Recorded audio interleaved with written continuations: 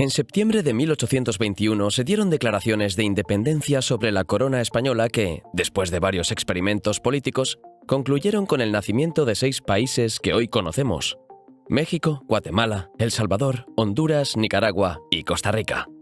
Incluso los territorios de Chiapas, Yucatán y Texas tuvieron una corta vida independiente. Todos ellos emanaron de la Nueva España, uno de los vastos territorios en América que el Imperio Español creó y administró durante 3 siglos. Pero, ¿por qué uno de los mayores imperios del milenio pasado perdió el control de su más extensa posesión y su territorio terminó tan fragmentado?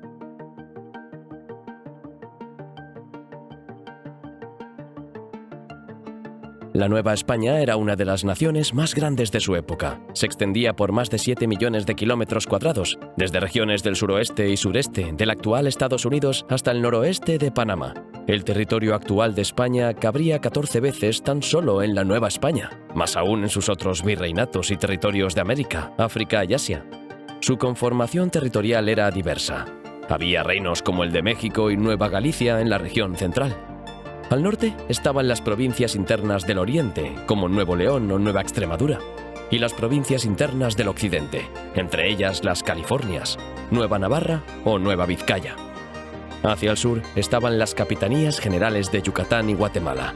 Esta última también se subdividía en provincias: Chiapas, actual Estado de México; Guatemala, incluyendo el actual Belice; San Salvador, actual El Salvador; Nicaragua y Costa Rica, entonces una sola unidad; y Comayagua, actual Honduras.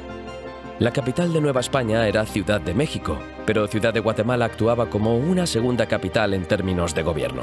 Era una unión jurisdiccional muy complicada, pero en términos prácticos había mucha independencia de las provincias centroamericanas respecto a México, pero también había algunas funciones en las cuales dependían de México. En materia económica, de religión y de justicia a través de la Santa Inquisición, el gobierno de Ciudad de México tenía el control sobre la Nueva España entera. Pero en el resto de cuestiones, como la Fuerza Armada, la Capitanía de Guatemala o Yucatán tenían su autonomía. En Centroamérica no había un virreinato en términos generales, sino una audiencia con un jefe político, una capitanía general. También era muy difícil hablar de identidades. Una persona que nació en San Salvador era guatemalteca porque dependía de la audiencia de Guatemala, pero si era hijo de españoles, era español. Todo eso tuvo un papel importante en lo que ocurriría alrededor de 1810. El ocaso de un enorme imperio. Las élites ligadas al poder político, comercial y religioso fueron exponiendo sus discrepancias con España luego de 3 siglos de convivencia. A partir de 1808, el descontento de la clase gobernante en América llevó al surgimiento de varios movimientos de independencia que se fueron fortaleciendo al tiempo que la corona española atravesaba sus propios conflictos bélicos en Europa con Inglaterra y Francia. Eso dejó a la corona española muy debilitada para hacer frente a las rebeliones en América. Incluso el gobierno de Ciudad de México había perdido el control militar en sus dominios. El virrey de México no mandaba en la comandancia de Guadalajara o en Monterrey. Ahí los jefes militares tenían tanta fuerza que el virrey ya no tenía influencia sobre ellos. Con ello empezó un proceso de desarticulación virreinal que alcanzó a toda Centroamérica. El gran estallido de la Guerra de Independencia en la Nueva España se dio en la madrugada del 16 de septiembre de 1810, cuando una conjura independentista se vio descubierta y el cura Miguel Hidalgo llamó al pueblo mexicano a alzarse en armas en el famoso Grito de Dolores. La Guerra de Independencia mexicana culminó 11 años después, el 27 de septiembre de 1821. Por su parte, la Capitanía de Guatemala tuvo un proceso relativamente pacífico, en el que la determinación independentista se dio en una asamblea con miembros de las provincias el 15 de septiembre de 1821. Aunque esas son las fechas más recordadas, en los hechos hubo un momento, semanas antes, que fue decisivo para la Nueva España.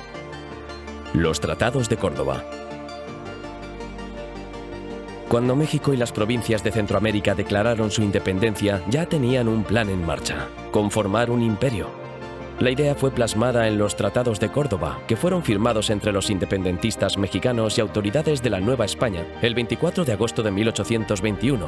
Estos tratados tenían como objetivo final la fundación del Imperio Mexicano. Los españoles sabían que no podían contener más el movimiento de independencia, pero querían rescatar las valiosas vías de comercio. El documento reconocía la independencia de México, pero buscaba mantener la relación comercial de ambos lados. Y una parte de la élite de Guatemala quería aprovechar eso. Chiapas, que era parte de la Capitanía de Guatemala, fue la primera provincia centroamericana en unirse al imperio, seguido poco después por la Capitanía de Yucatán. La discusión de los centroamericanos entonces fue ¿qué convenía más?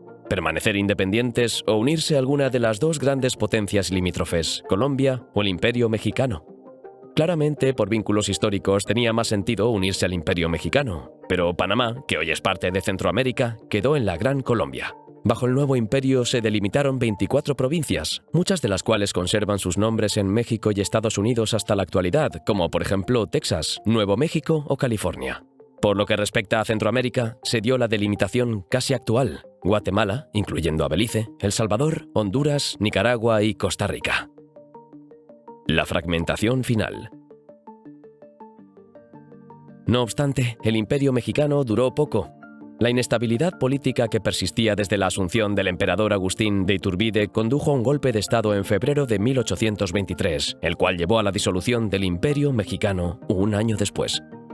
Las provincias mexicanas, a las que se integró Chiapas, conformaron la primera República Federal Mexicana, mientras que las provincias del sur crearon la República Federal de Centroamérica. Pero aquel intento de mantener la unión de tan diversos territorios no se pudo sostener. Las razones no solo eran por los acuerdos políticos del momento, sino históricas.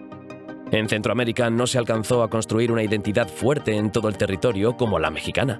De 1 millón de habitantes que tenía Centroamérica, la mitad vivía en Guatemala, otra buena parte en Chiapas y el resto en provincias que estaban muy poco pobladas y casi no tenían contacto entre sí. También había un cierto rechazo del resto de Centroamérica hacia Guatemala, porque se veía como una ciudad que cobraba impuestos, que mandaba tropas, que era un poco opresora. En la década de 1930 hubo diversos conflictos que derivaron en la disolución de la Unión de las provincias que buscaban tener mayor autodeterminación.